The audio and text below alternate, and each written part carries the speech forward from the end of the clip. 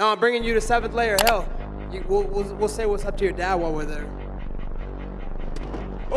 Ce furent des mots venimeux que Colby Covington lança à Leon Edwards. Ce n'était pas du simple trash talk, c'était une insulte visant le père défunt de Leon Edwards porta cette blessure dans l'octogone. Pour lui, ce combat n'était pas que défendre sa ceinture, il s'agissait d'honneur vengeance et de faire taire l'homme qui s'était moqué de sa famille. Même l'ancien président Donald Trump, au bord de la cage, ressentit l'intensité. La tension dans l'arène était électrique. Dès la cloche, Edwards imposa son rythme, sa garde southpaw, son jab tranchant et son timing précis tiennent Covington à distance. Chaque fois que Colby se précipitait avec des coups larges, Leon le punissait par des contres nets. Edwards labourait méthodiquement les jambes de coups de pied brutaux. Chaque frappe résonnait, ralentissant les mouvements de l'Américain. Pourtant, Covington refusa de plier. Connu pour son endurance, il avança sans relâche, mélangeant takedowns et rafales sauvages. Plusieurs fois, il plongea vers les jambes d'Edwards, mais les sprawls et l'équilibre de Leon furent parfaits. Il étouffa les tentatives et punissait Colby de puissantes frappes. La frustration sur le visage de Covington grandit round après round, tandis qu'Edwards le démontait coup après coup. Mais Colby n'avait pas dit son dernier mot. Au 4e round abîmé et ensanglanté, il trouva une étincelle. Il trouva enfin la droite lourde et poussa Edwards contre la cage en enchaînant les takedowns pour tenter de renverser la donne. La foule rugit, l'Américain montra son courage, tentant de voler l'élan en fin de combat. Un instant, l'incertitude régna. Pouvait Colby réaliser le retour? Pourtant, la maîtrise d'Edwards resta intacte. Il endura la tempête, sortit du coin et reprit le contrôle avec des kicks perçants et des frappes vives. Le champion termina le 5e round en dominant sans laisser de doute au juge. Quand la cloche finale sonna, Leon Edwards leva les bras victorieux, non seulement en roi des welterweight de l'UFC, mais aussi en fils vengeur, rendant hommage à son père. En réduisant au silence Covington, il rendit justice avec ses poings et fier fin.